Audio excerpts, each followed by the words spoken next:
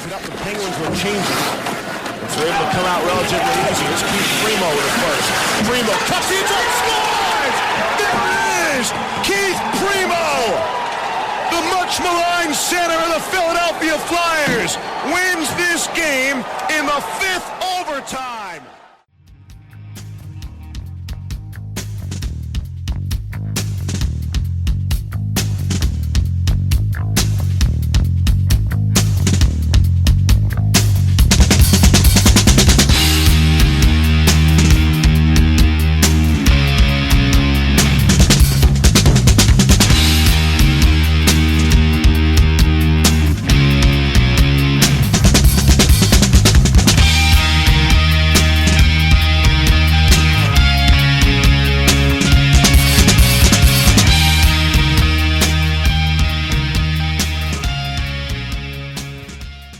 Hey everybody, it's Isaiah, and I'm here with Chef B, who's going to tell us about one of our sponsors here. Chef? Yeah, O&B Puckcast is now brought to you by Summit Public Adjusters. The winter months can be especially hard on our homes, from roof damage and peeling siding to frozen pipes and toilet overflows. Call Summit Public Adjusters before you call your insurance company. Dealing with your insurance company can be stressful and confusing. Let Summit Public Adjusters take the stress out of the claim process by having our guys work for you. Get the most for your money and your repairs. The next time the big snow or the rain leaves you with some home damage, contact us for a free consultation. Summit Public Adjusters are licensed in Pennsylvania and New Jersey. Learn more at summitpublicadjusters.com or call 215-752-0560. Just tell them that the chef sent you. Yeah, what was that number again, Chef? 215-752-0560. That's terrific. All right, we're going to carry on with the rest of our show. Welcome back, everybody. This is Isaiah. This is the O&B Puckcast, episode number 251, brought to you by FlyersNittyGritty.com and Jim Southstreet. Philadelphia Flyers went 2-0-1 since we last spoke to you, 4-0-1 in their last 5 games. They're 27-26-8 for 62 points. As we record tonight, there are still 5 teams ahead of them in the Eastern Conference wild card race with 21 games remaining. And unfortunately for the Flyers, one of the biggest, most important tiebreakers, regulation wins, they are last among all of those teams that really have a chance to snag that last wild card spot. So we got so much to get into. We got to talk about the Laughts Supper. We got to talk about the trade deadline looming. It's coming up March 7th and so much more. Before we get into that, let's bring in our panel. Always to my left with tonight's opening thoughts. Chef B, what's on your mind? Well, said that it was going to get interesting, and it's still getting interesting. If you look down the schedule now, you could see a couple opportunities to grab even a couple more points and maybe work a little magic, but they're going to get a slap in the face. I don't think they're going to have to deal with it. They're not going to do that to the Jets 2 in a row. But I can't wait to talk to the guys about it. It should be fun, should be interesting, and I'm here for it. You got it. The great Dan Silver weighing in. Yeah, I'm just trying to, I'm going to stage a Last Supper photo because there's rumors of me going to different places. I'm trying to figure out, mashed potatoes, meatloaf, what I'm going to have in my tweet of the Last Supper. So I'll be taking some suggestions from you guys if you want. Will be saying something like in the background, hi-oh Silver, or? I might. Scott Lawn has me blocked, actually. I don't even know why. So I didn't even see that tweet. Someone had to send it to me. But. Oh, that is not very inclusive. But before we get going and introducing our guest, like that, just to mention about Jim Southstreet, 40 years of the best cheesesteaks, hoagies, and fries, and the grandest Philadelphia tradition. They're down there at 400 South Street in Philly. And of course, if you live down there, make sure if you can't make it over, use DoorDash, Uber Eats, whatever it takes to get that delicious food right to your door. Check them out. Jim Southstreet, 400 South Street in Philadelphia, PA. Make sure you tell them FlyersNittyGritty.com and the O&B Puckcast told you all about it. Okay, and without any further delay, let's bring in from 97.3 ESPN in South Jersey, and of course the You Would Think podcast, our buddy Kevin Durso. Kevin, thanks for coming on tonight. Always a pleasure, guys. Thanks for having me once again. Yeah, it really is a pleasure having you on again. So what also has been a pleasure, Kevin, is the Philadelphia Flyers have really been playing well, as I talked about. It. Certainly 2-0-1 since we last spoke, and 4-0-1 in their last 5 games. And accepting blowing that lead in Pittsburgh, they come out of the gate after the last time we spoke and really put it on the Penguins 6-1. It was a joy that night. You could see the energy they have coming out as Four Nations break. Yeah, definitely. And I wasn't expecting it, to be honest. Maybe not so much with the Pittsburgh game. I mean, that's another franchise in total disarray right now. So that maybe not as much for that. But I wasn't expecting that against Edmonton. I kind of figured that the momentum of Connor McDavid's championship clinching goal was going to carry over to his own team probably in that one. And I got a totally different experience than I expected, because somewhere during the third period, I think I asked some of my colleagues sitting around me in the press box, have we really noticed that guy tonight? Just didn't feel like I've seen him as much. Drysdale had a goal, okay, but it was really that line, that Couturier, Michkov, Tippett line that was putting on a show for everybody that day. And it was just impressive to watch. You could tell from the very beginning of that one that Michkov was just on another level that day, that the energy level was back. And, that's what I think everybody's been looking for. It hasn't happened as often as I think people would like, because he is a rookie, because he's hit the wall a little bit during the course of this year. But he has games where he just comes out and you can tell from the very beginning that he's on a different level, that he's got take over the game capability. And he did that day. And, wasn't the best player in the Pittsburgh game, because the Cates line was brilliant that night, but he had a play that only he could make, I would say, some of the passes that he's able to make. So you have situations like that. The move he makes in the shootout on Connor Hellebuck, who's, pretty much arguably the best goalie in the world right now. That says something too. So maybe there's no more important Flyer that the break was more important for than Matvei Michkov. And it's shown so far coming out of this break. Mm-hmm. But we talked about the game, Kevin. I was at that game. It was so much fun. But with Michkov, you can just see and he's only a season removed from when he had pneumonia back in Russia. Like, when he gets to the point where he's got the skating and the legs and the energy every night, I mean, he is just going to be borderline unstoppable, especially if we can get a really good center with him. So it was really nice to see him come out of the break and play like that, because you could just kind of tell before the break he didn't have the energy, right? And that's just something that's going to come with getting older, off-season workouts, getting used to the schedule. But man, when he gets to that point, it's going to be a lot of fun. When we can expect that every game, it's going to be a lot of fun. Even the game at Pittsburgh, I felt like there were a couple goals there. Maybe Ursan, if he's really that starter that we hope he can be, maybe he stops one or two of those, and maybe the Flyers still could have pulled that out. But that game is always going to be remembered by the freak out by Alex Delkovich after he got pulled.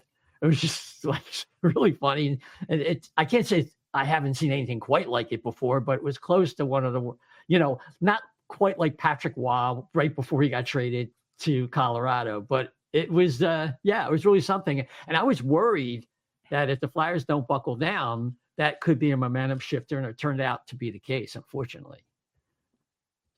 So then we talk about the Jets game, and how can you not mention Ivan Fedotov? And he just pulled that one out of his ear, and nobody expected him to play that well versus the best team in the league right now, and especially battling against Connor Hellebuck. Kevin, it was one of the, if not the best performance of the Flyers had this year, certainly on the road. Yeah, definitely. I'd be lying to you if I didn't see that announcement that he was getting the start and not expect an immediate loss. Straight up. You're facing Connor. Connor Hellebuck hadn't started the game before for Winnipeg, so everybody knew he was getting the start. I kind of just assumed Sam Harrison was getting the start regardless, because it was what was going to give you the best chance to win in goal, and that's the way that John Tortorella approaches this type of stuff. And instead, they give Fedotov a game. It's what was it? His first start since, I think it was like February 6th, I believe, or something like that. So first start in a long time. A backup goalie hadn't won a game for the team since December 12th.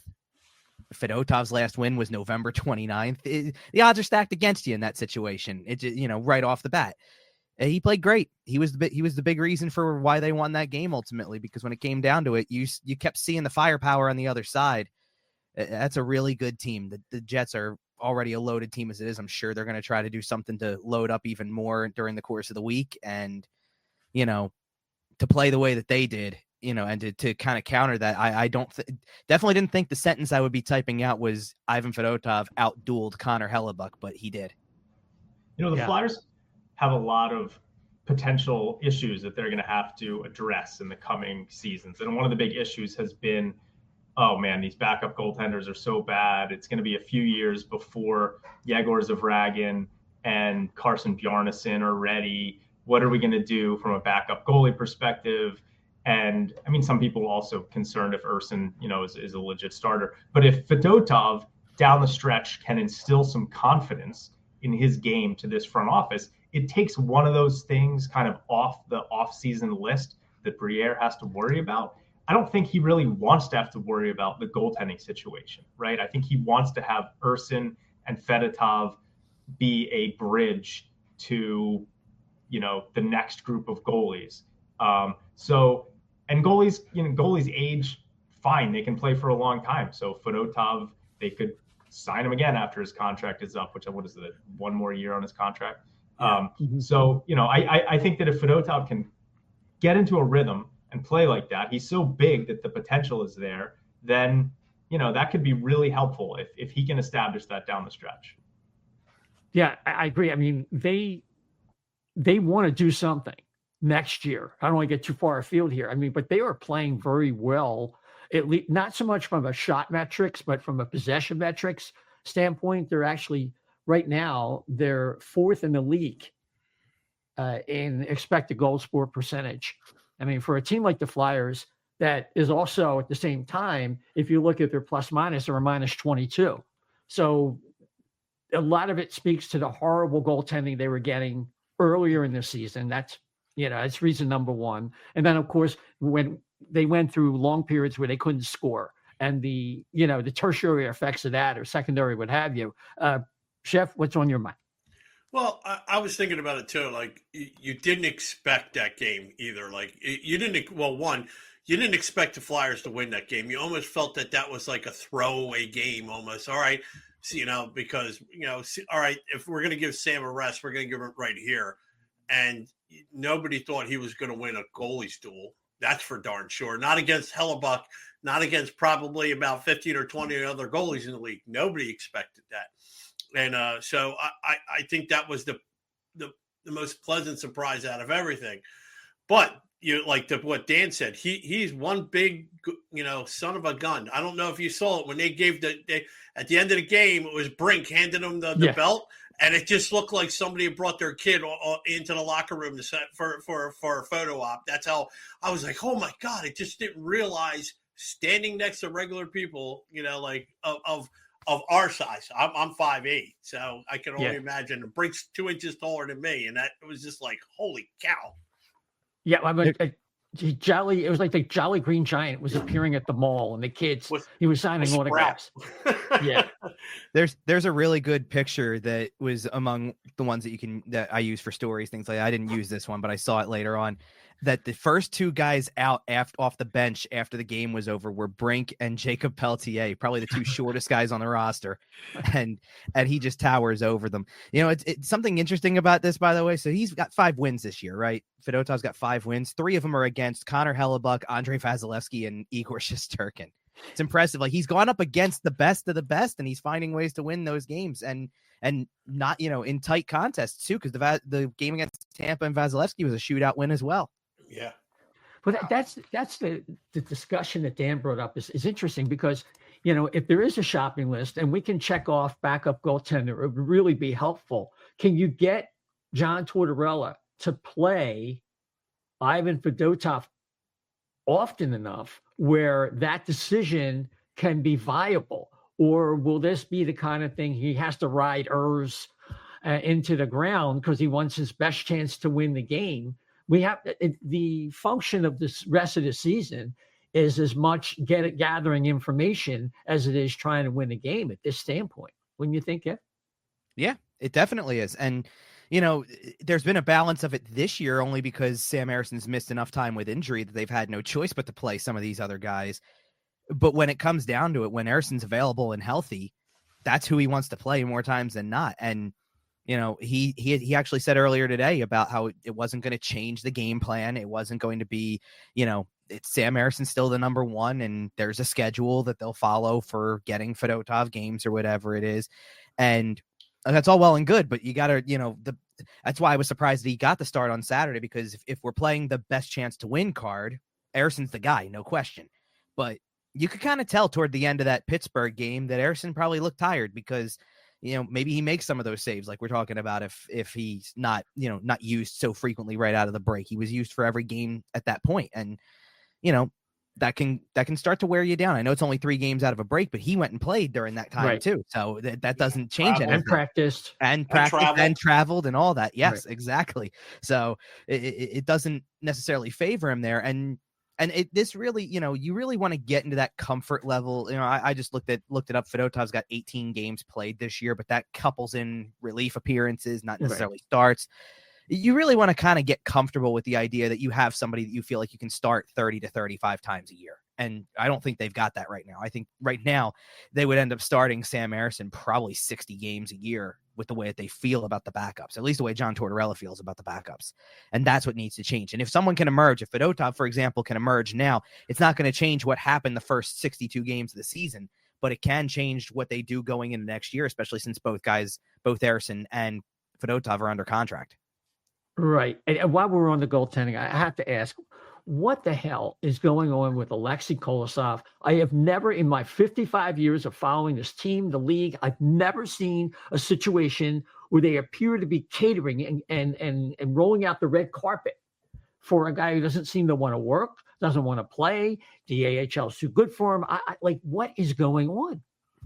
I wish I had a good answer for you because, to be honest, as much as it is, they're catering to a guy because he's up on the active roster, he never plays. So, if you were trying to figure out a balance here, then you would really try to exercise this 3 goalie system truly, then if you wanted to get somebody else in there, I think you would try to play him a little bit too. You got to at least try to balance it out so they all get work. If that's the true system you're going with, it feels like they just have him up here to say you're up here because he never plays. He only backed up Saturday because they gave Harrison a true day off. But they slipped that one into the radar. Nobody knew he was backing up until warmups. Yeah. So to me, they're just kind of letting him exist on the active roster, which serves no purpose because he's not getting any work. He's not playing in any games. That really doesn't help development any. So I don't really know what he's doing, how he's learning anything, how he's growing. It doesn't do anything for me. So I go game by game with this type of stuff, and I go by who's starting in goal. So I've been watching Sam Harrison a lot, and I've seen what I've seen a little bit from Ivan Fedotov, and those are the guys I judge because I can't get a judgment on Aleksei Kolosov if he's not playing. So that's where I'm at with it. So do you think that maybe Danny Briere is playing the cards like what he's dealt, and like just to appease the masses? And Torts is going, all right, you're going to leave him here. I don't have any faith in him, so he's not going to play. You think it could be anything like that, or it's? Well, the thing about Torts in this situation is that it can change on a dime. When Fedotov was struggling, he named Kolosov the number 2 because that's what looked good at the time, and then that changed again as things progressed when Kolosov clearly just didn't look ready. Is that really more a mental game though? Is that more a mental game to get him fired up? Maybe. But get Fedotov back in his game, maybe on Torts' side, you mean? Yeah, sure. I'm sure there's an element of it. That's the John Tortorella that I know for sure. I'm sure that's an element of it. I just don't know how this is helping anybody in this situation. It doesn't help the team. It doesn't help the goaltender. It doesn't. To be honest, I don't even know how it helps the agent who represents him. To be honest, how does that help anybody in this situation? He's not playing. He's not really developing other than getting practice time with an NHL team. So he's not playing in any games. The team is not learning anything about him, so I don't know, it's a topic that honestly, it's a topic I wish would go away because it's a distraction.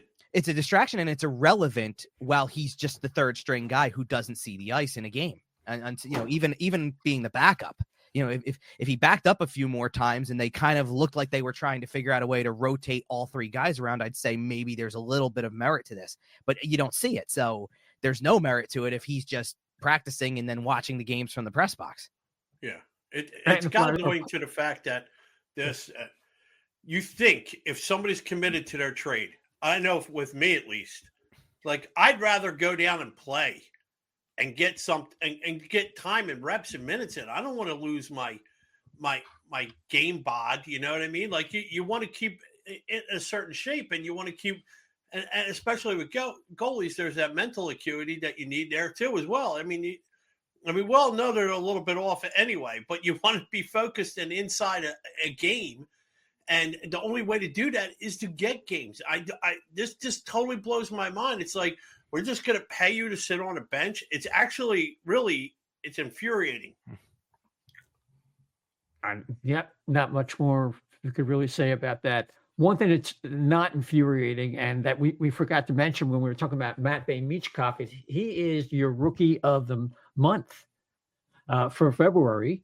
So congratulations, Matvei. And a lot of it, of course, had to do with the refreshed Matvei Michkov since his trip. What was he in Dubai? Yeah. When the Four Nations break comes back. And you have a tracker on him, like a. No, he was posting from it. Yeah, he was posting. Okay, he's posting. He was on social. Isn't that where Fedotov went? Like when there was all the controversy going on? There's a Russian thing going on in Dubai. Dubai is the hot spot. Yeah, it must be a hot spot. It's the Calder race is going to be interesting. A lot has been made of the fact that the Flyers have never had a Calder Trophy winner. They've never had a Rookie of the Year in the NHL. And, Lindros had this incredible rookie season, but it just happened to be the same rookie season as Joe Gino and Teemu Solani. Solani scored 76 goals. Yep. Is Lindros's, rookie season. I think Lindros might have scored 40 or 50 goals or something like that. He had maybe 80 points. But he had a really good rookie season. And now, Michkov, you've got Celebrini, who's got about as many points as Michkov does in many fewer games, but he's injured again. So he may miss some time. He's also been, someone put a stat up that Michkov's actually played fewer minutes total than Celebrini has this season. Yeah. Because Celebrini's playing first line minutes with the Sharks. And then you've got Lane Hudson, who has he's a defenseman, and he's leading all NHL rookies in points. He's got 4 goals and 42 assists or something like that. He's got 46 points. Mishkov's got 44. Celebrini's got 44, something around that number. And then you've got Dustin Wolf, who's this incredible rookie goalie with Calgary. It's a really interesting Rookie of the Year chase. But if Michkov can, keep this momentum through the end of the season, and the Flyers power play one's looking a little better, who knows? At least, hopefully, it'll be something interesting to watch the rest of the way. So that's kind of going to be a fun storyline.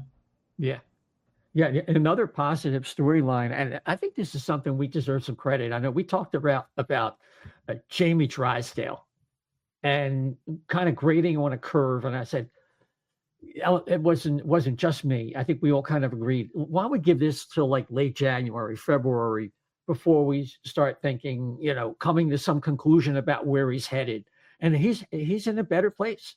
He's being that rover. I forget the terminology exactly that Tortorella uses, but he's jumping up into play. He's active in the neutral zone, and he scored the only even strength goal against the Jets on Saturday, and generally he's not great defensively, but he's a force out there. He's keeping his feet moving in the offensive and defensive zones, and he looks like a better player. Like the light is turning on, if you will. Kev, what do you see from Jamie Drysdale? I think one of the areas for me that's really important for him, and I noted it after he scored the goal, and in general, he scored the goal, and this had nothing to do with the goal, but it's part of his game that I've liked a lot. He's making better reads in the neutral zone and around the blue line. He's breaking up plays with a little bit more consistency, and he's reading the play better. Then he's able to translate that into jumping up into the attack and kind of playing that style. I kind of keep, and I'm not trying to compare him directly to this player, but I feel like what John Tortorella wants him to kind of eventually turn into is a bit of a hybrid sort of Zach Werenski, if you will. Like that's got to be his game. And Werenski's probably a better defensive defenseman in that situation. But I think that from the offensive standpoint, that's what he wants Drysdale to be, to have that kind of instinct, that kind of ability to read the play, to do all of that, because that's what he needs to. That's really what he needs to do to be effective. And I've seen it more and more, especially since the break, but really kind of even throughout just all the games in February. He was looking better. Tail end of January, he was looking better. It really hasn't been him as much as it's been other defensemen. When we're talking other defensemen, like we could look at other defensemen that we could say are struggling a little bit. It typically wasn't him. Not lately. He's been way more in the up and up lately. The fact that he was able to score a goal the way that he did and take that shot too, it's always nice to be reminded that that's an aspect of his game that he has. He doesn't show it all the time, and I think he probably could bear to show it a little more, at least shoot a little more. It doesn't have to be, off the bar and in, but nonetheless. But I've liked the growth of his game over this time, and I think that the big thing for him is probably just that he's gotten time, to be able to play. This hasn't been a season, so far, knock on wood, it hasn't been a season like the others that's marred by injury a ton, and that he's forced to be down a lot. He's played a lot lately, and that's just a good thing for his development, and it gives you hope for the future with him, because I know that when he came in and who he came in for, he was the shiny new toy for a little while. And then it kind of faded when he wasn't able to stay on the ice and the performance wasn't quite there. I hope people are seeing that there's a lot more, that they might just be scratching the surface on this guy, because he certainly, it would be helpful if he's a key part of this moving forward. Yeah, I mean, we talked in the offseason about how a lot of people were kind of forgetting that I saw a lot of people talking about how he was going to have a huge year and show the fans who he was. And I think people forgot that he was coming off of the core muscle surgery. Like, when's the last time we've seen a guy have that surgery and then come back strong, other than like superhuman Sidney Crosby in like the middle of a season? But like, I think we have to keep in mind that with Jamie Drysdale. And also, do we think that Ristolainen has been on the top power play unit just to kind of like get points, or, for the trade deadline? I mean, I'd like to see Drysdale kind of like back on one of those top power play units, because I certainly don't think that Ristolainen is the future there. Yeah, I'm not really sure. I think they know that Risto has a fair amount of power play experience when he was with Buffalo. Maybe they just trust him back there better than Zamula. I'm really not sure. It's hard to say. One of the other players that, and Chef, I'll get to you in a sec, that was compared to Drysdale, or maybe used as a motto, was Dan Boyle with the Tampa Bay Lightning. And it was interesting because he was discarded by the Panthers as like maybe a too small defenseman, even though he had some offensive upside. I'm talking about Dan Boyle. And then he really developed under Tortorella in Tampa Bay. And of course, they won a Stanley Cup. Chef, you got more? Well, I was going to say too, whenever they do the national games, like we had to get on with ESPN Plus or whatever it is, I'm always curious what the national guys, except for Boucher, because I think Boucher kind of sees the Flyers a little too much. But there was a couple of things that were about getting, I think, with comparing Risto and to Drysdale on a power play. Remember, Risto was getting more of his shots through early on. Now we're seeing that. And how do I know that Drysdale's getting this through? Because the national guys talk about it. He's reading the line better. He's walking the line better. He's getting shots through. So that's how I know that he it's not just us seeing it either, so they're picking it up this all over the league. So yes, so there is, but I still think there's still a couple more steps he can take to get past that too. I think after give him one full season in the books here, and then we'll see what I think we have yet to get the Drysdale that's apex yet. I think we'll see that really around Thanksgiving next year when he's really settled in. Hope so. It might take a little longer, but as long as it's trending in the right way. So we got to talk about March 7th, which this Friday at 3 p.m. is a trade deadline. But before we get hot and heavy into what may happen or what might not happen, does anybody miss Joel Farabee or Morgan Frost? No. Hey, I missed the fact I can't wear a Flyers jersey to a game because I now have no jerseys of actual players, but that's about it. Yeah, crazy. And they're struggling. So What do they have? 6 points in 16 games combined or something like that? Something like that. Because the game's tomorrow, obviously, where they come back. So I looked it up. The team collectively, since the trade was made, has 18 goals in 10 games. Wow. The Flyers, for comparison, the Flyers have 17 over their last 4. That's a huge difference. And it really doesn't have to do with the 2 guys that they brought in either. I mean, Kuzmenko's contributed a little bit and has had a goal during the course of this, and Pelletier got his first point, but it really is not them driving it at all. It's been more the revitalized Michkov, the way that line has kind of collectively done it, and then the Cates line. Yeah. Well, you could also make the case for addition by subtraction, and the fact that, like, I know it's a silly snapshot for just so few number of games, but Kuzmenko alone was worth those 2 guys. The way he loosens everything in the offensive zone, particularly on the power play, it started to look different when he came on board. Pelletier, I don't know if he's going to get a fair look.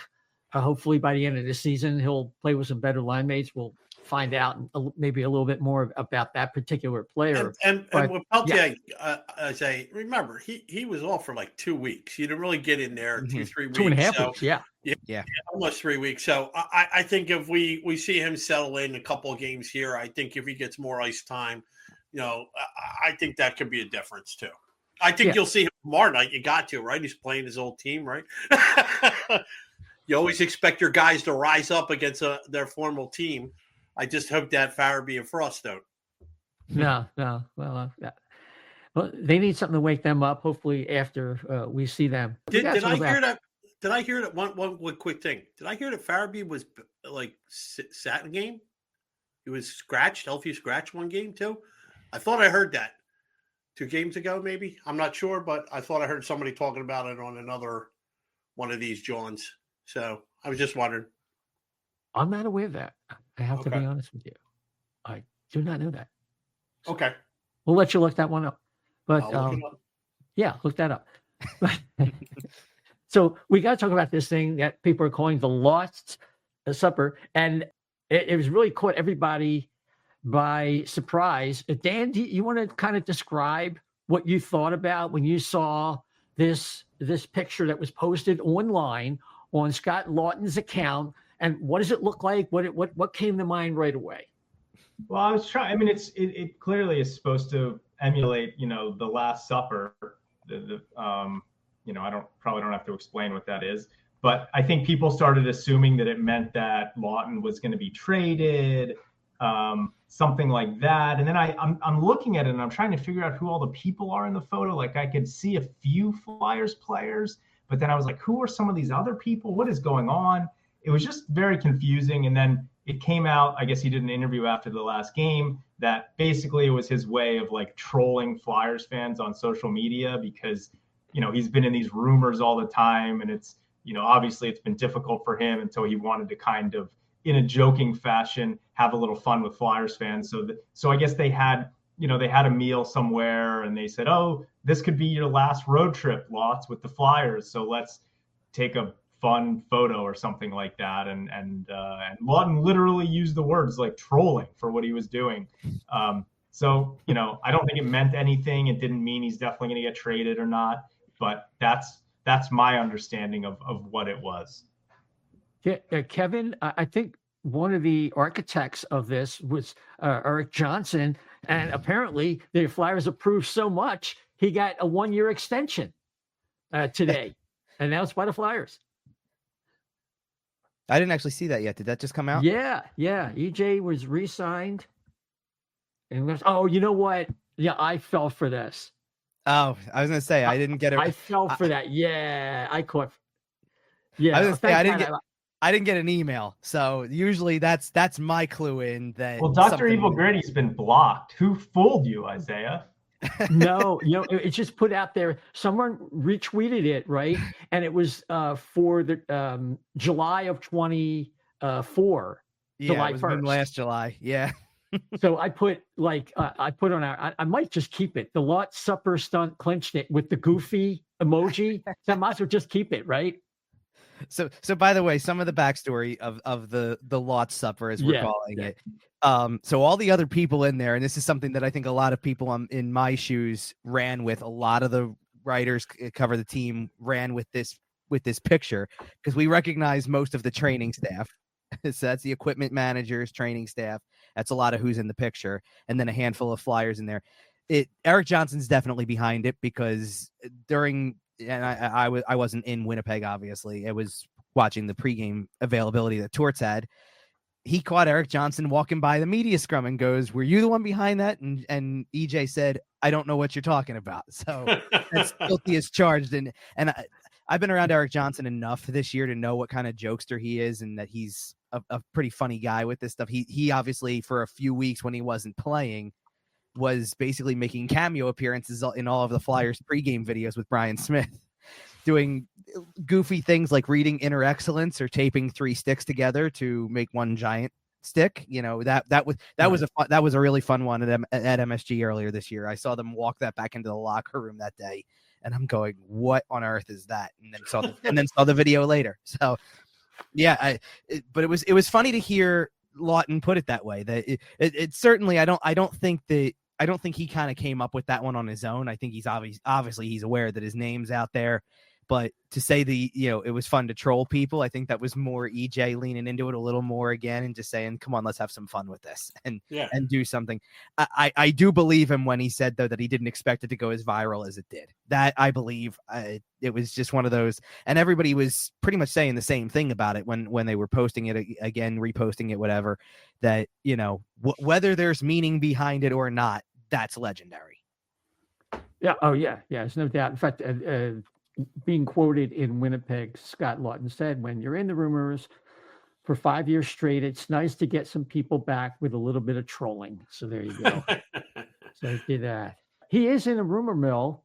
Him and probably more than anybody else, Rasmus Ristolainen. Although I think Laughton is kind of in the lead in terms of more likely of the two to get moved.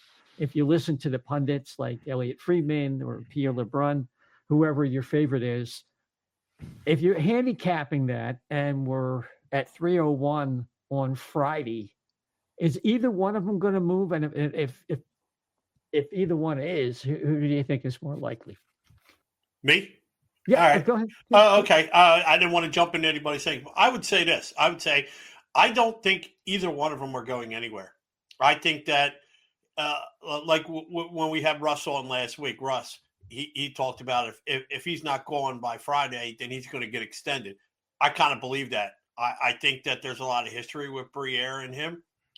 He was talking last week on the show. Russ said that Scott Laughton, if he's not traded, he'll probably get re-signed. I kind of agree with that thing. I think Risto. Yeah, but he's got another year. They both have more time on their contract. I know, but I'm just telling you. I'm just telling you what I think. So okay. I think he's going to get. I think they'll extend him. Risto's the weird one because I think from what I hear, aren't Flyers rumored to be like saying that they'll retain some salary, but they want something big in return. I don't know if they'll get that. I don't think as of right now. I don't see the demand for him being the highest right now after Seth. What do you call it? Just got traded. Seth Jones. Seth Jones. Thank you. I just don't. I think it's just going to be lighter. I think the Flyers are going to want more than what they're going to get, and I think that's going to scare away potential buyers. Yeah. Plus the fact that they might be able to get more and have more interested buyers in the summer. Have a bigger pool.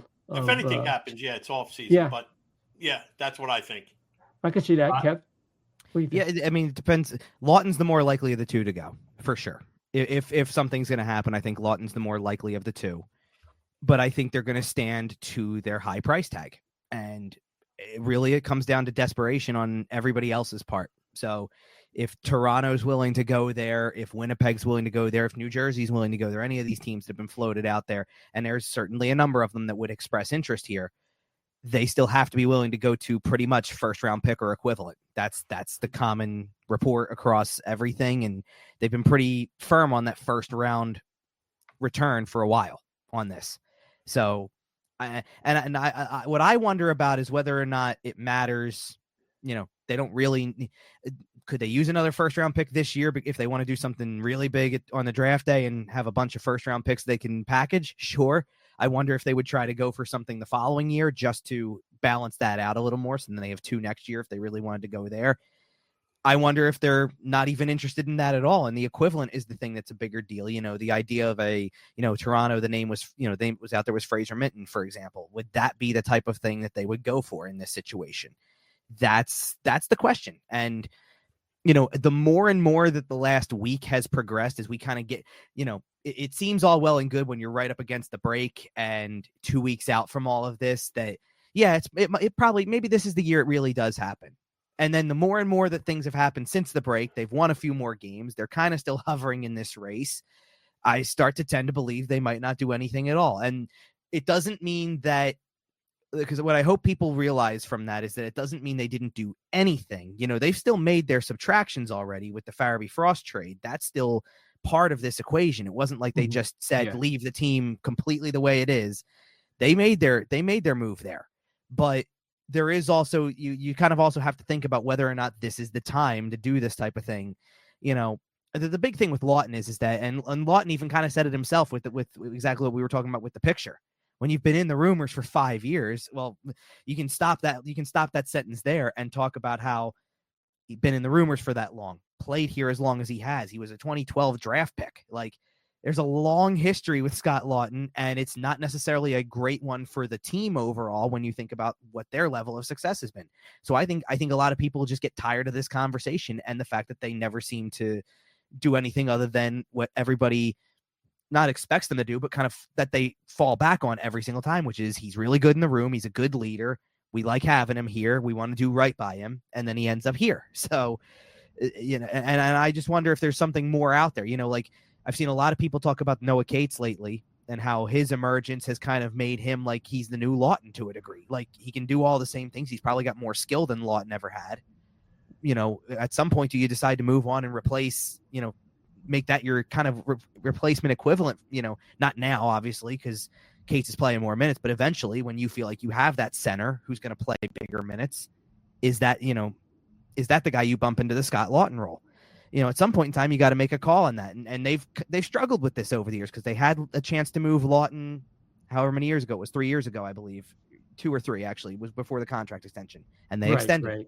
They had a chance last trade deadline. They could have done more than Sean Walker. They could have also traded Nick Seeler. They kept him. It's making those decisions. And don't get me wrong, those guys bring a specific element to a team.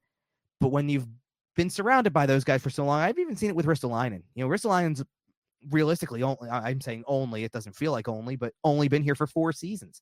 But for a lot of people, that's enough, and I think that has a lot more to do with it. I think it has less to do with Ristolainen's play and more to do with everything that surrounds that whole thing. The guy who made all of the decisions surrounding him, to trade the first round pick to get him in 2021, to then extend him when he was an expiring contract, those types of things. I think that kind of surrounds him through no fault of his own, but that's kind of the stuff that kind of hovers over Ristolainen too. I think, that at a time when they could have started the rebuild process years ago, Ristolainen was like the poster child for, for retool, not rebuild, right? Like he was the poster child of the retool to a degree. Yeah, I could see that. Yeah, I think that Lawton is going to get traded. I just feel like they weren't emotionally prepared to do it last year. And this year, I just feel like there's a different space. And it could have what Kevin was talking about, to do with it with Noah Cates. But it just feels to me like everyone is sort of okay with the idea now of trading Scott Lawton. And it does sound like, all of the pundits are talking about how especially sort of like middle 6 forwards, centers this year, there's not a lot of them available. There's a lot of teams that are looking for that type of guy. And I think that it just lines up that a few of those teams that would probably be interested in Lawton are probably ones you wouldn't feel as bad trading him to. Like Toronto, for example. He's from Toronto, right? I mean, he probably would be upset leaving the Flyers, but he can go play in his hometown and have a playoff chase with Toronto. And New Jersey's a team, right, that needs like a third line center that might be willing to make us a trade for Laughton. So it just feels to me like things are coming into place for him to get traded. Even just the fact that he was sort of comfortable enough with the situation to tweet out that Last Supper thing, just like psychologically makes me think that he sort of realizes it's going to happen. I think Laughton's going to get traded. I think, they've got, what do they have? 4 first-round picks this year? It's either 3 or 4. They have 3 first-round picks. They have 4 second-round picks. So I don't think they're going to add a first-round pick this year. I think it's either going to be they're going to add a first-round pick next year, or they're going to get a guy like Fraser Minten that Kevin Durso that Kevin mentioned. I think Laughton is going to get traded. I don't think Ristolainen is going to get traded. And when it comes back is, I talked about I was at the Flyer season ticket holder town hall. Someone asked about how many small defensemen the Flyers have on their team, and if they're aware that they have to get bigger. Danny Briere and Keith Jones both said yes. We've heard Keith Jones talk about how he kind of loves big snarling defensemen. I think a guy like Keith Jones is beating the drum like we shouldn't trade Aristo would be my guess. And I there is some merit to the way he's playing right now. He's a very valuable piece. So I don't think he's going to get moved. I think Laughton's going to get moved. That's kind of where I'm sitting right now in what's going to happen. But I would say almost like 75-80% that I think Laughton's going to get moved. Mm-hmm. If you listen to John Tortorella, you can see the bifurcation there. I mean, there's no doubt that John Tortorella is a big advocate for keeping Risto. And then if you talk to him about Scott Laughton, he'll be like, well, he's been great, but, we can't fall in love with guys. So if you read the tea leaves, if you're listening to Tortorella, you would think that's kind of where they're at as well. And that Laughton would be the guy because they don't want to fall in love with a guy like, Kevin is saying, and that, there's a time they can handle it. The room can handle it. And it should be interesting to see what they get. And, listen to Jim Jackson. I forget where I heard him, so sorry for the lack of attribution, but he was talking about how the Flyers, and maybe he's clued into something, but the Flyers are going to be looking more for players now than picks. They want that, if not Fraser Minten, maybe they add something. They want to try and get Easton Cowan. He was probably a better prospect, even though he's not a center, but just getting more value in general. So, yeah, I could definitely see. I always confuse those two guys. Yeah. Which is those two guys? One of them's small and one of them's big. Who's? Because I don't think they're going to be trading for anyone that's like under 6 foot again. I just don't think it's going to happen anytime soon. What? Well, I'm just curious because I always confuse those two guys together. Decent size. Cowan's a better prospect. Well, I'm looking this up now as we speak. Yeah, Cowan's 5'11", 185. And Minten is 6 or 6'1", right? Yeah, Minten's I think the bigger one. Minten is 6'2", 194. I don't think they're trading for Easton. I don't think they're trading for Easton Cowan. I don't think they're going to trade for any smaller guys. That's just my thought. But who knows? Sorry to interrupt, Isaiah. Yeah, that's okay. No, good information. Cowan's got a higher upside though, so it's and he is actually someone that Toronto is more protective of. So right now, look at Marco Rossi or Cole Perfetti. You care? These guys can play, especially at a position of need. I'm just taking the guy who's better, but I hear you. I think there's also a lot of the drum beating for Easton Cowan right now is who he plays for in juniors also. Yeah, in London. Yeah. So that there's the connection. Everybody's making that connection. Well, they see him plenty of times if they go up and watch Barkey and Bonk play. So that's who they're interested in. I tend to agree. I think they would prefer a little more size. They've talked about it a lot. I wonder, anybody in Toronto right now, especially if you're, in the minor leagues, kind of, it's a struggle, right? You're not necessarily getting a good look. And I know those guys aren't there yet, but you wonder sometimes, how long am I going to have to wait for my shot, or are they going to just continue to be in that core 4 era, So it's always something to think about. And And I do think it's interesting. The conversation is very valid about that they're looking for possibly the player equivalent of the pick, right? Like instead of just getting the pick, because it does feel, I've been saying that, I think I told you guys this after, during the offseason when they kind of, between Michkov coming over, Konechny extending, and all of that type of stuff. And now certainly after the trade that they made with Farabee and Frost to potentially open up even more cap space, it's starting to feel like go time, isn't it? Like it's starting to feel like this offseason is about a lot more than just moving this thing along for another year and doing all the typical rebuild steps. This feels like this offseason and the next one feel like the two most monumental off seasons that they're going to have during this process. Yeah, I mean, Elliot Friedman said this morning something about the Flyers really want to take a big swing, if not necessarily at this trade deadline, definitely coming up this summer and in the future. Chef? Yeah, I think if you're going to see anything big happen, I think it has to happen in the off season. Almost, I think you might see a little thing. You might see one person. I know you know they just re-signed him, Isaiah, but I see you could see Eric Johnson go somewhere, maybe to a contender. Right. But there's also little pieces here. Like it wouldn't shock me if they got rid of Zamula or somewhere along those lines to make room for Andre, because I think they're liking Andre. I think if you get anything, it'll be ones that we didn't have on our radar because we want them. See, this is the problem. We're kind of we do pods. Kevin reports on them. We do all this, and Dan writes articles, but we're still fans at the end of the day, and we want our team to do good. So we want that big trade, but we haven't. We haven't gotten it yet. But I think the big move could be in the off season. I think they'll have more freedom, more money to move around, more. I think they're not under pressure where they can really smooth the other GMs and get what they want. That's what I think.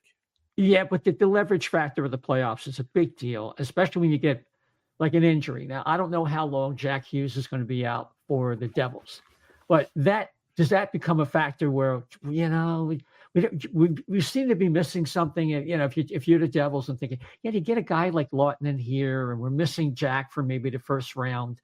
But maybe we can get by if we get someone who doesn't panic and has some experience, can bring something a little bit more to the room. Because the Devils are an unproven commodity. So he becomes more attractive to them for reasons that are, intangible. But then again, there's that high price tag. And I just don't that's more so than anything. I don't see anybody. Yeah. What's that?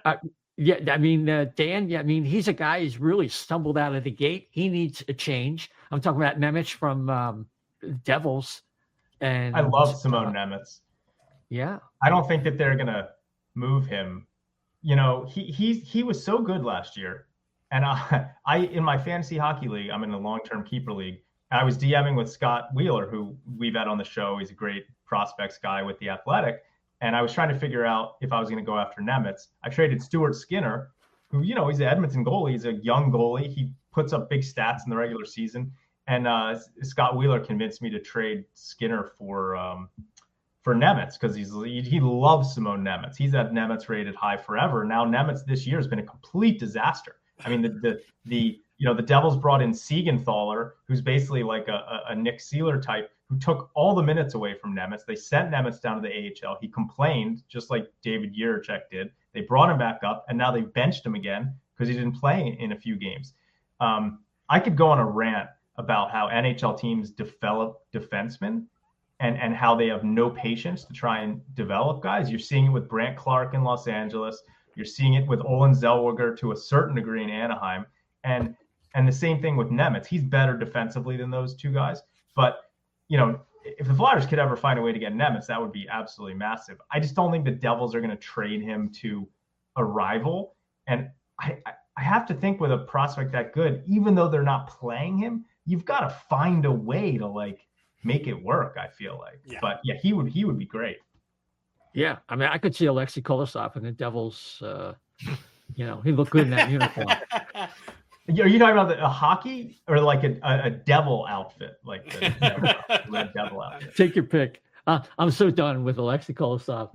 He'll be the mascot with the flag going around during the intros in Jersey, right? I mean, this is a prima donna act. Unless he's so clueless and he doesn't realize what bad advice he's been given and the agent is, to me, it's like the agent has got to be driving this. I want to get back into that too much, but to me, it's got to be Dan Milstein, who happens to be his agent. But anyway, so Noah Cates needs a contract. He's an RFA this year. Flyers aren't trading him, so he's looks like their third line center of the future. Right now, he might be their first line center. That's not good. So, For next year or two. I love him. I love him, but mostly because, like, I always liked him when they had him. I always thought he was going to be a dark horse. He was going to be a player when he was in hockey in college. I mean, but he wears, when they wear the high school uniforms to the rink, high school sweaters for the local hockey teams. He's always my alma mater. He's always judged. So I have to love him, man. I have to. I'll give a nod to that. What's your alma mater? Judge. Oh, I didn't know that. Oh, yeah. Excellent. 2 Judge boys on here. We got to like that. All right. we don't judge here. We don't judge. No, in fact, we do. We do judge. So, yeah, if he doesn't get enough time, Pelletier's might, I don't know, who knows what's going to happen there. I hope he gets at least a look so we can figure out what the heck is going on. With Pelletier, though, Isaiah, with Pelletier, I mean, it's a cheap enough contract where you can, even if you give him a raise and round it up to like $825 or something, it's still cheap enough to hang on to somebody, even if he's maybe season him and be like a first call up in the Phantoms. Because after the season, the way the Phantoms have played, you're going to have to restock the Phantoms too. Yeah, I don't know. Maybe this will be the year they give Aleksei more of a look. It depends. That is really the choice between Aleksei, if he was a step faster, he'd be in the league. He'd be in the NHL. And I think that's really his biggest problem. Well, he's finding the offensive up this zone. Year too. What's that? Ole's up this year too. His contract, isn't it? He's so. UFA Group 6 at the end of the season. So. Kevin, what is a UFA Group 6 now that we got you here? I got to re-educate myself a little bit on some of those. Yeah, only because those things pop up. Usually what it has to do with is playing time. Right. It's experience level at that. So a Group 6, it says several conditions need to be met so that they can become. So they're still basically Aleksei is still a restricted free agent status. But he goes, the UFA status comes if certain conditions aren't met. That's what the point is. So if he was playing if he was a regular NHLer at his experience and age, I assume, then he's not a UFA yet. But because of the level of experience and the conditions not being met, it says to be Group 6 UFA eligible, player must have played at least 80 career NHL games. For goalies, this is 28 with more than 30 minutes of ice time. Right. And it's got to be 25 and 3 professional seasons. Yeah. So, yeah. So, unfortunately, that's kind of where it's at. Kind of going to the Pelletier thing for a second, though, we're talking about like what kind of rate, like whether or not he gets a little bit of a raise or whatever the case may be, for whatever reason. And I know it sounds like a little bit of a significant number considering what he's making now, but it sounds kind of adequate to me anyway. I wonder if they give him the same contract or roughly the same contract that Bobby Brink's on right now, which is he's making 1.5 mil. I wonder. So that's why I said maybe hover in that range, like maybe 1.25, 1.5, because he's got a little experience. But I wonder if you give him a chance to grow the same way Brink has, because now Brink is one of, to me, there's guys who are obviously on the among the forward group that are just going to be part of the long-term future contract status wise, right? Like Konechny. Right. And Tippett's part of that, but I think Tippett also keeps showing little different things. Like I thought the way that he played with Michkov in the Edmonton game in particular, that makes me start to think about the possibility of those two together long term. I don't know if they're going to always be on the same line, but they've got to be 2 key pieces of your forward group going forward. You've already committed to Tippett in that way, and Michkov's obviously going to be a key part of it, so you've got to throw that in there. The next 3 guys that I would probably mention among the forward group are that whole Cates line. That would be Cates, Forrester, Brink. I think they would be the next 3 guys that I would come back to, because I've seen something from all 3 of them that is a positive step in one way, shape, or form. What I've always liked about Forster's game is that he's good on the forecheck and he's got the shot, obviously, to be able to score. This year I'd like to have seen it with a little more consistency to this point, but it's still there. And I think I think the chemistry he has with his line mates, once you kind of found that perfect spot for him, has worked out. Cates has obviously taken a positive step forward. I think Brink has probably been one of your most improved players, particularly at forward, because I think he's done the thing that I thought he needed to do more than anything, which was bulk up a little bit. He plays stronger now than he did last year. Mm-hmm. And because of that, I feel like now, he was on that borderline for me coming into this year. I don't know where he fits. I don't know if he's a long-term solution. I'm kind of changing my tune as the year goes on. He's right now, to me, he'd be part of this because he's done the things he needed to become a player that you feel like you don't want to see go away from this thing. He has good chemistry with the line he's on. He's got some scoring touch, but he's improved his play away from the puck enough that I feel like even if he's not going to be some prolific goal scorer, at least he's got something else that he brings to the team that feels valuable. Yeah, no doubt. Another mitigating thing about Pelletier is that he's an arbitration eligible RFA. Mm-hmm. So I don't think that really is going to be too much of a factor because he hasn't been that productive. He doesn't really have much of a leg to stand on. So I would just look at him more or less as a regular RFA, really. It's not like he's been given the whole, great performances and has numbers. He can go into an arbitrator. If anything, he'd probably be better off taking the Flyers offer. But yeah, what you were saying about him and Brink, if they see something there, it really depends on, I would think, what kind of off season, how dramatic, how much house cleaning do they have? Do they still have to leave a contract spot open for Delorier? And how much of a turnover are we going to see? I mean, part of that question also can be answered potentially this week. Do they still have Scott Lawton? That's another spot that you're talking about. So you have to ask those questions as well. So I hope he gets a decent look. I feel like when he came in here, the way at least he was talking at the beginning, he sounds like a guy people would love to watch. So I would love to see him get a fair shot at it here. In the same way that, I know Kuzmenko's name has been brought up a little bit over this around this time that they might try to flip him or something like that. I don't get a great sense that they're going to do that. I think they really want to see him too. And I think they, at the very least, they like him for the Michkov factor, to have another guy in the room that, understands him a little better, that knows the transition of coming to North America better. I think he's helped Michkov tremendously already just by being here even for the short time he has been. Funny guy too, great personality in the room. If you've seen some of the interviews he's done, he's a character. So I don't, and I think that's also what contributed to, they made the trade and then didn't do really well immediately after because they didn't get the reinforcements. You shake up the room that way, right? And nobody comes in. It's a lot harder to deal with. They started picking things back up right after those guys showed up pretty much, and everybody kind of got familiar with each other. And it's like, okay, so now there's new faces here, and you move forward from that trade. But in the immediate, there kind of wasn't that exact, that relief point for, oh, here comes the new faces immediately. Just like, the next, 2 days later that Farabee and Frost were playing in their first game, and these guys waited over a week to play. In Pelletier's case, 2 weeks. So, it is what it is, but that's the situation. I think now that those guys are here, that there's an element that they fit right in with the locker room culture that's been built. So that's why I don't,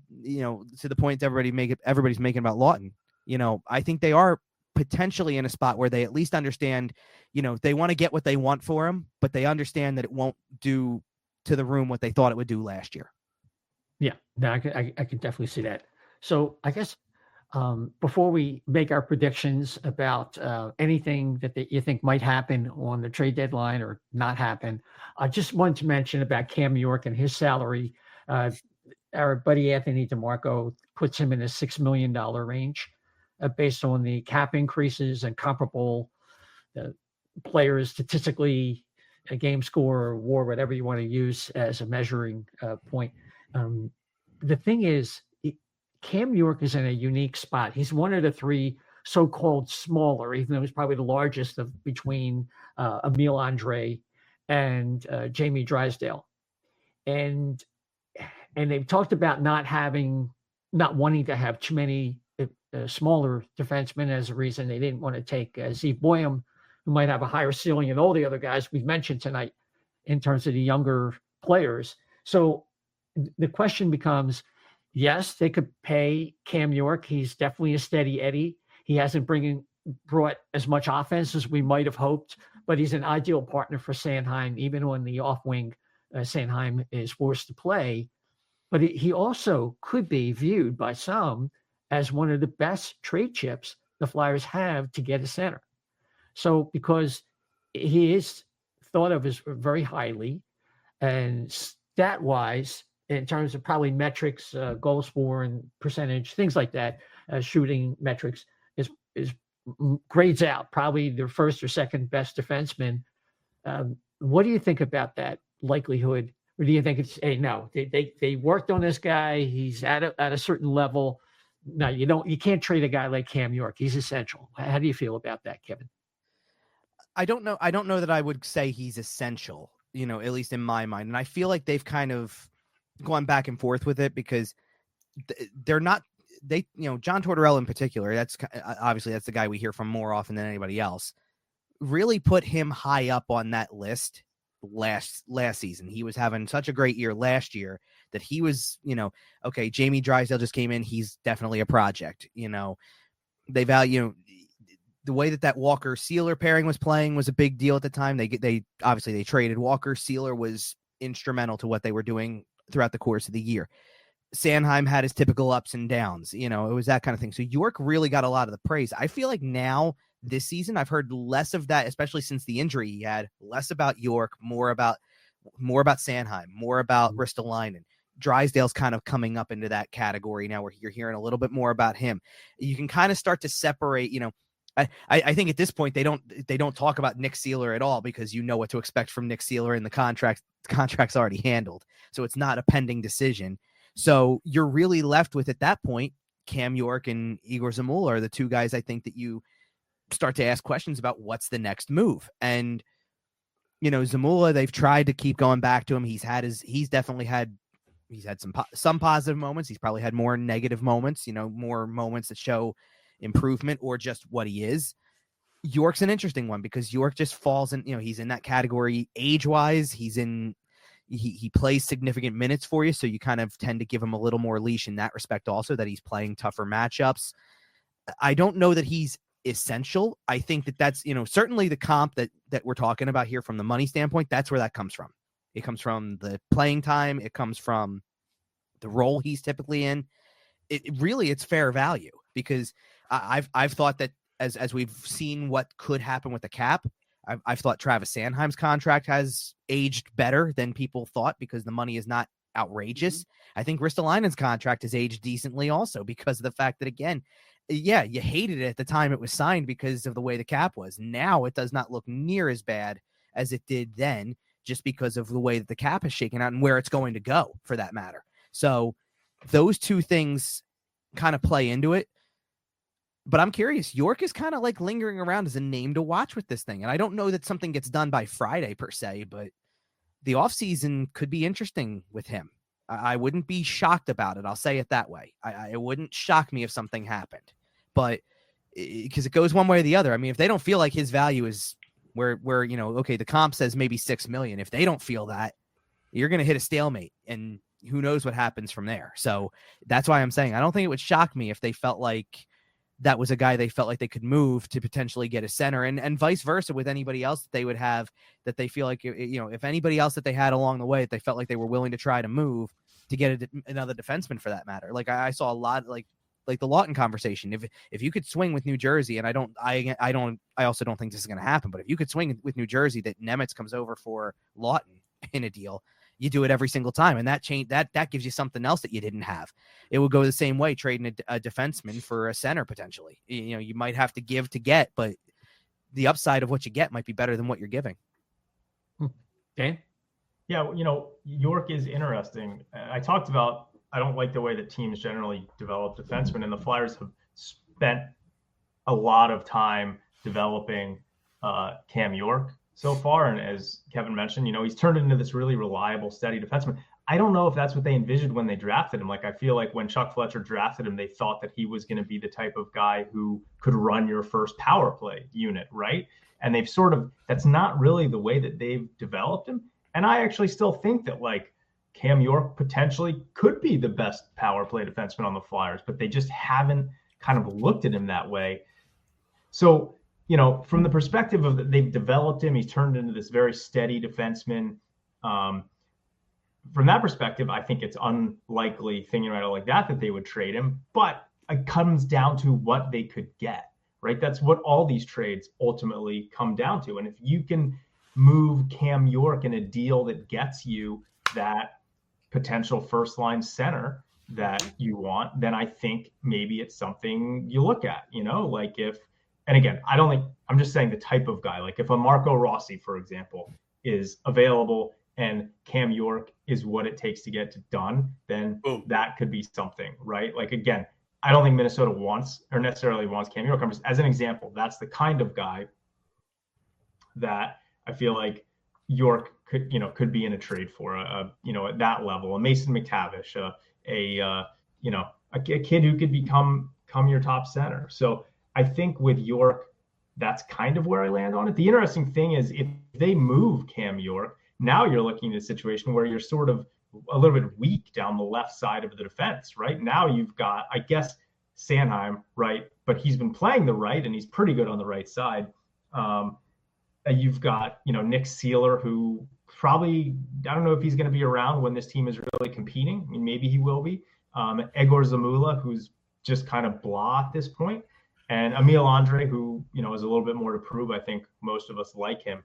But if you move York, you probably, if you do it for a center, now you're, again, looking at the left side of the defense is could be a little bit of a weakness. So that's kind of where I stand on York. I think it's unlikely they trade him, but if the right deal came around, I think that they would be open to moving him is sort of how I look at it. Yeah, I kind of agree with you there, Dan. I think if you'd be a fool not to take. If a center's available, you're a fool not to take it. But also too, at the same time, I don't think it's going to be a casual thing where like they're shopping York. I think because, hey, whatever you get rid of, remember you got to replace. And now you've had, Steady Eddie Cam York there for a while now, even though he hasn't blossomed into that power play specialist that you were hoping for. You've got a really reliable, durable, which is, a big thing with defensemen anymore. What does Jason Martinez say? I hope you're feeling better. That's great. But, one of his famous lines is the best availability is play of, the best ability is availability. Yeah. Best availability. Yeah. Blah, blah, blah. You know what I'm saying? Yeah, it's an old Chip Kelly saying. One of a few things Chip actually got right at the pro level. But Chip. Yeah. That's another intriguing thing to look at with the Flyers. So, but nothing will be more intriguing this week than this Friday, come 3:00, as we start closing things out here for tonight's show. Kevin, is there any group of players that you're fascinated by, whether it be Brock Nelson, Mikko Rantanen, Dylan Cousins? Seth Jones has already moved, whether Braden Shen, Casey Middlestat, Jake Evans, that could affect the Lawton market. I mean, these are, there's a lot of situations out there. And yet there's only a couple of names I think for sure. Like I think Brock Nelson, we had Dennis Bernstein on. I think DB called that one. I think that's a player, makes all the sense in the world that he'll move. He should. He should. Yeah. I'm never fully convinced that they're going to do the right thing. Yeah, Lou is in another. I know. Lou was stuck in I don't know, 1998 or something, 99. It's weird because I was asked in one of my appearances on 97.3 about, it was, I don't even know if it was asked about. I kind of just brought it up that some of the teams in the Metro are, who knows where they're going with their own teams. The Flyers, at least over the last little while here, really, especially with the Farabee Frost trade that came in there too, start to hatch out more and more of like a plan that seems like you're positioning yourself for a big off season. I don't know I don't know where Pittsburgh's going. I don't know where the Rangers are going to go. I kind of don't know where the Islanders are going to go. So now we're talking half the division, and it kind of makes it makes it a little easier to understand where maybe Danny Briere and Keith Jones come from with the ability to say it's go time right now, because it might be there for the taking if enough teams are in disarray, right? Like, if other teams are going the other direction, if Pittsburgh's willing to just keep riding this thing out with the core the way that it is and isn't going to do what it feels like they probably should do, then okay, the Flyers have a chance to jump over them in their process. And, I don't, it's not that I think the Rangers are behind the Flyers by any stretch, but I can't get a grasp of that team. They came out of the break and were down 5-0 in the first period to Buffalo with Igor Shesterkin in goal. And I will never understand how that happens, but it did, obviously. And it continues to be this like long line of issues that they face. The Islanders talking about that they, at one point in time, talking about that they might keep Brock Nelson and look to move Noah Dobson. That makes no sense to me, but yeah, let's get in on that one too. Yeah, sure. Absolutely. Check, please. One of the things, and I might have to explore this sooner than later, because I've talked a lot about in recent weeks as kind of things have been positioning the way they are, that, offer sheets could be prominent this offseason in general, but the Flyers certainly would be a team that would probably be in on some of those. And I think we just keep gravitating towards the biggest need. Who are the centers that would be available for offer sheet? And we have the same conversations about whether it's Gabe Vilardi, Mason McTavish, Marco Rossi, Wyatt Johnson, although Johnson's probably getting his contract extension pretty soon. Yeah, I saw some stuff about that today, which is not surprising. Dallas would pick Wyatt Johnson over other guys before they let him get offer sheeted, I would imagine. But we don't really talk much about the possibility of the defensive market in that situation, that maybe there's a defenseman that they say they want to put an offer in on in the same way to get somebody who's a little bit more clear cut toward the number one, status than somebody they already have. So you never know. I think that all avenues are open with that situation. And, Dobson would certainly be one I would consider. Yeah, definitely. So, Dan, any thoughts about what could happen this Friday, just outside of Lawton and Ristolainen?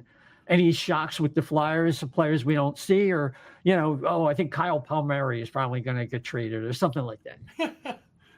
No, I don't think with the Flyers. I think it's going to be about Lawton and Ristolainen and what happens with those two guys. I mean, around the league, the Mikko Rantanen situation is fascinating. I think a lot of people expected Carolina would have him signed to an extension by now. They don't. Do they move him, or do they just now view him sort of as a rental that they gave up Marty Necas for? That's going to be sort of interesting to watch. The Seth Jones trade was fascinating. I thought that was, what a great job by the Blackhawks GM on that Kyle one. Davidson. Getting the number one goalie, hopefully for them for a long Spencer time. Knight. That was a really good move. Yeah. So that was I think it's going to be I think there's going to be some movement. We'll see trade deadline. So yeah, Chef. No, I think Dan's kind of right there. I for some odd reason I think that Mikko's not staying in Carolina. There's it's just too quiet, nothing going on. I think that could be the big move that shocks everybody. Get traded twice, before the deadline. So I wouldn't surprise me if that happens. I don't think the Flyers are, like I said, I'll stick to my guns. I think they'll make a run, and I think they won't trade anybody. I think that everything that they're going to do is geared up for the offseason. Yeah, I think there is no way Carolina can do better than Mikko Rantanen on a return that would replace what they lost in Necas. So if I were them, I would go for it this year. I would add even to what you got right now to fill up another hole and just say, hey, we've waited long enough. This has been like the longest rebuild, retool, whatever. It started with Ron Francis, who's doing the same thing in Seattle. I mean, that's a baton death march out in Seattle. They're starting. And someday it'll all come together and he'll get fired, almost like Dale Talon. He's like a rabbit in a long distance race. So yeah, I could see Carolina, if they're smart, just hang on to them and try to sign them. That's what I would do, because they're still a cup contender. And if they're going to do it, that's why they made the move. If you believe that much in the team, that you were willing to give up Necas, stick it out, because you're not going to get anything back that's going to make it worth it, in my opinion. And Kev, you're shaking your head there, so I'm saying something that makes sense. I would go for it too. I would be, to me, I'd be surprised if he goes, just because it doesn't make any sense. You gave up what you gave up to get him, and now this you're not going to get better than that. I kind of look at that similar to, like in the immediate anyway. I think both sides of that Seth Jones trade are going to have the chance to pan out, because Florida goes for it. Don't think about the years down the line. You're thinking about this year. You get another defenseman who doesn't have to be the top guy, so he gets to slot in a little bit of a lesser role, and maybe that revitalizes him. And Chicago did great because they get the goalie and they get a first-round pick out of it. So I think that might be a win for both sides, because I think it bolsters Florida's lineup in the immediate and gives them, as they go for another Stanley Cup run. And I think Chicago now set themselves up for the future. They definitely didn't have a goalie of the future coming in anytime soon, and that's the guy. Spencer Knight's now their guy. So I thought that was brilliant on both sides, and I kind of think I'd be looking at it. I think I'd be looking at it differently, at a Rantanen trade differently. That it wouldn't be a smart move on either side in that case to give up what they gave up to then move him again because of the threat that he won't sign. You have a shot to go for it also, so I would take your shot, especially considering how long it's been that you've been one of those teams that just hasn't gotten over the hump yet. Maybe you've got a guy who does that for you now, and I would give it a shot, but I'm not expecting a whole lot from this either. I mean, to me, I don't see Ristolainen moving for the Flyers. I think to me, it's Laughton or bust. I don't really expect anybody else at this point. I think that their first move was their bigger one, the Farabee Frost trade from last month. That was the big one. And we'll see what happens with Laughton and in the sense that, if they get the price that they're looking for. And to me, I feel like that's going to be the only way this is going to happen, is that they get what they're looking for, that it turns into a sweepstakes for him, that maybe some other guys don't move as easily and he becomes one of the top guys to be out there. And then they get, again, either that first round pick or that first equivalent, whatever they can get. But I think that they're going to hold out for that. And at least right now, I'm 65-70% that it happens, but that, every time they win another game, that number increases. And I kind of, not going to lie, I expect them to win against Calgary, and then they got Winnipeg, and we'll see what happens there. But they've won once, and you never know. Yeah, absolutely. Well, I'm going to call it there. I'm going to say one more thing.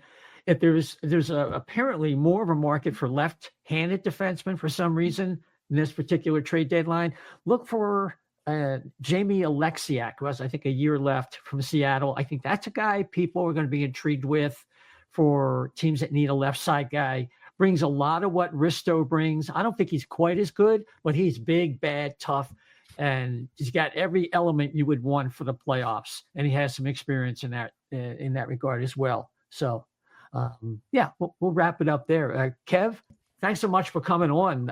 Where can people find you on social and any projects or shows you have coming up? Yep. So same place as always, 973ESPN.com for all the pre-post game stuff, 973 ESPN on Instagram for pre and post game videos, anything like that. Flyers Files on YouTube on the 973 ESPN channel. You Would Think podcast, sportstalkphilly.com, all the usual places. And you guys got me in at a good time, obviously, not just with the trade deadline, but I've got you guys, I think, have been aware of this, but I've got about a month left before I'm outnumbered in my house. So, so you got me at a good time. Yeah, good summer in the Durso household. Absolutely. Congratulations. Thanks, guys. Congrats, man. Yeah, good luck with that, and that should be a joyous occasion, to say the least. Kevin, thanks so much. Look forward to having you on, of course, when things settle down a little bit. So you take care, and we'll see you very soon down the road. You take care. Absolutely, guys. Thanks so much. Take care. Right. Bye-bye. Okay, so, I forgot about that. Yeah, from Kevin. Great news. So the Flyers play again tomorrow night at home. In fact, they're at home for their next 7 games, and we'll be back after 4 of those. They play against Calgary on Tuesday. Thursday, they had that rematch with the Winnipeg Jets. On Saturday in the afternoon, the dreaded afternoon, they'll see Jamie Alexiak and the Seattle Kraken. And then on Sunday, also in the afternoon, they'll play the New Jersey Devils. But of course, everything could change on Friday, March the 7th at 3 p.m. with the trade deadline. So let's get in some last words. Dan, what are some last thoughts you have for the folks tonight? I'm just enjoying, watching the game. They seem energized after the break. It's fun watching Michkov. So that's where I am. We'll see what happens with the deadline. Like I said, I think Lawton's going to get moved, and it's energizing. I think they're going to try and make some moves this summer to really make this team better for next year. So about it. Just kind of will be some excitement for the rest of the season. You got it. People can follow you on social at DSilver88 for Eric Lindros. You got it. Chef, what's on your mind before we go? I'm going to stick to my guns. I think they're going to be fun and exciting down the stretch here. And I think that they're not going to do anything. Like I said, it'll be a minor trade, maybe a minor league player or something small. If they move anything, I think all their big moves are lined up for the offseason. And if you want to argue with me about it, great. Go ahead, bring it on. You can get with me at Chef to Left B on Twitter, Chef to the Left B on Twitter. You got it. You can follow the O&B Puckcast at O&B Puck at O&B Puck on Twitter, and of course also on Blue Sky. We're much more active on Twitter, but we do post some stuff on Blue Sky, of course. We're also on Getter. At O&B Puckcast, at O&B Puckcast. And you can follow the O&B Puckcast on several podcast platforms, including Apple, Spotify, iHeart, TuneIn, and Amazon Audible. And of course, we're on YouTube and Facebook. Just type in O&B Puckcast, and it should pop right up for you. If you could follow or subscribe, whatever applies to your platform, we really do appreciate it. It'll help move us up the charts when people are looking for a Philadelphia Flyer podcast. So that's all we have for you tonight. Until next time, everybody, thanks for listening. And as always, take care.